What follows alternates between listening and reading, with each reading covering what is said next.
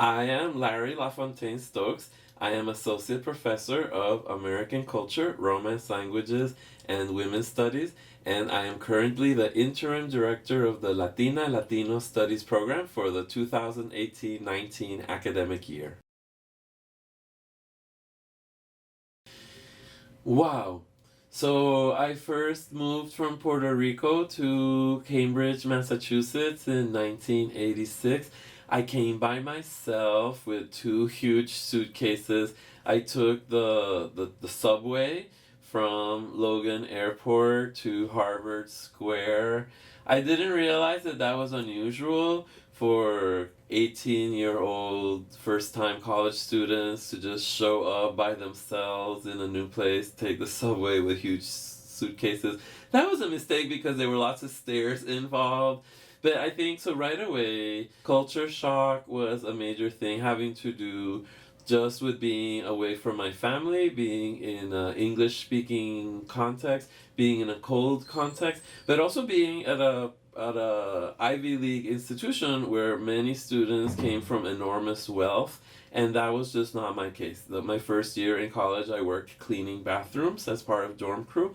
So I think that it was a strange experience. So I think that when you arrive at college, as a person who had not been out in high school, well, first of all, I didn't even know you could do that because when I was growing up in the mid 1980s in Puerto Rico, being openly gay just did not seem feasible to me.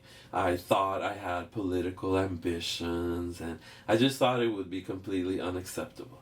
And so I arrived in college and I hung out with a lot of people who had a similar background. Of course, I also started hanging out with radically different people. But those Puerto Ricans, that Puerto Rican community was crucial because I identified with them. At the same time, they were very homophobic, or they just felt very comfortable making jokes about gay people and queer people. So I was like, I just don't know how I feel about hanging out with all of you. At the same time, I don't want to abandon all of you because we come from the same place, we speak the same language, we share the same culture. So it was a transition. It was really valuable for me starting to meet very different people, people from different backgrounds, from different states, people who already freshman year were out of the closet. So I came out of the closets the summer after freshman year.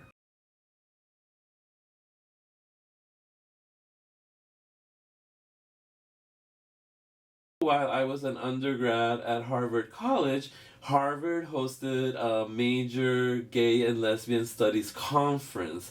So people came from across the United States, perhaps from other countries as well, to talk about the field of LGBT studies, which was a incipient field in the sense that it had been around since the 1970s, but it was gaining more institutional recognition. So that was very, very exciting. By the time I moved to New York City in 1991, I absolutely knew that you could do LGBT studies in the university, that it was possible to have a job in academia as a person who did LGBT studies. And New York City also just seemed like an epicenter of activity, especially for the intersection of Latino or Latinx and LGBT queer culture.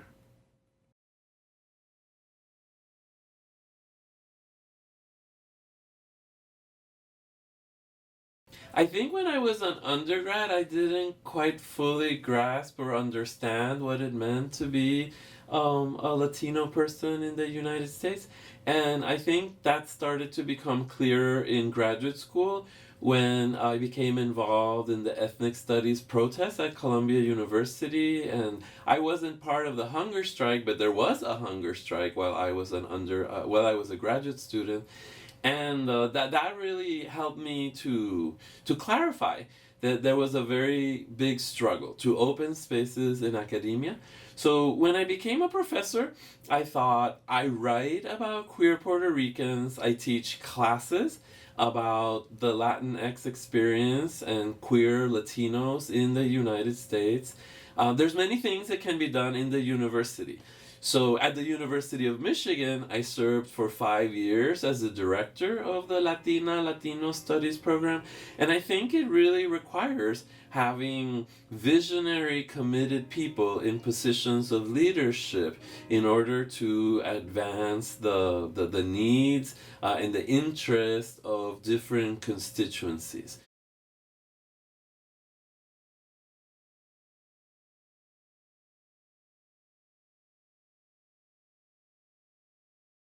I have learned that I know a lot, and there's also a lot that I don't know. I have learned that I always have to be open to understanding my students and to figuring out what they need and what they want. Because the best context, the best situation is when there is collaboration. The Brazilian educator Paulo Freire talks a lot about that, about the dialogue or the multiple directionality of the relationship. I think that the old model was that the professor knew everything and that students were empty vessels and they just needed to be filled up. And research and politics and activism show that that's just not the case. That students know as much as a professor, but they know in a different way. So somehow I have to be open to that, to remember to balance my teaching, my scholarship, my service, my community engagement, and always maintain that openness to dialogue with students.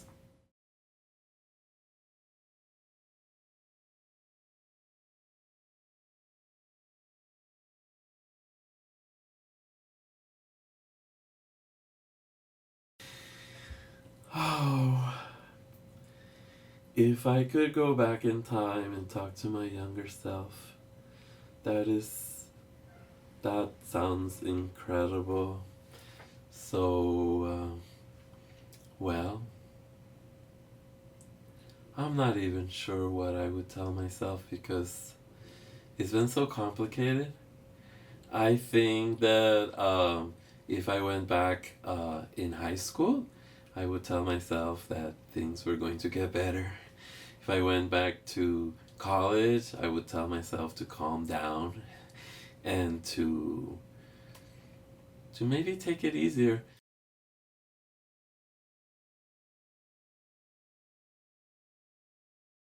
I think the world needs to go in a better direction. Right now, the world is pretty messed up. There are very worrying things happening in terms of the environment, in terms of racism, exclusion, in terms of migration. I'm very concerned about what is happening. Reading the newspaper, going online, listening to the radio is very disturbing. There are really terrible people in power right now. There are many situations that absolutely need to be addressed. The situation of the Palestinians is absolutely unacceptable. The situation of Central American migrants on the US Mexico border is absolutely unacceptable. The destruction of the environment and the lack of concern with Mother Earth, planet Earth, is absolutely unacceptable. So I think that these times require that we commit and work hard towards overcoming poverty, exclusion, illness, prejudice, marginalization. It's a lot. I don't even know. Sometimes I think, you know what, I'm just going to do a little bit. And the little bit that I'm doing is really important, and I think that that's what I can do today. So if today is a successful day in which my students get a little bit more knowledge about what it means to be trans and indigenous in Mexico or in Chile, what it means to be a drag queen in Argentina, what it means to be a genderqueer in Puerto Rico, that is my contribution for today. On other days, I think I have to do more. But I think I have to take turns. I can't save the world every day. Maybe only some days of the week.